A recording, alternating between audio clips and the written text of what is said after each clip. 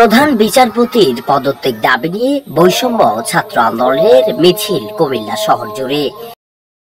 মাহমুদ রেজার পাঠানো ভিডিও চিত্রে দেখুন বিস্তারিত। আজ কুমিল্লা টাউন হল ময়দান থেকে ছাত্র বৈষম্য আন্দোলনে ছাত্ররা একটি মিছিল বাহির করেন। মিছিলটি টাউন হল থেকে জেলা স্কুল রোড দিয়ে পুলিশ সুপারের কার্যালয়ের দিকে যায়।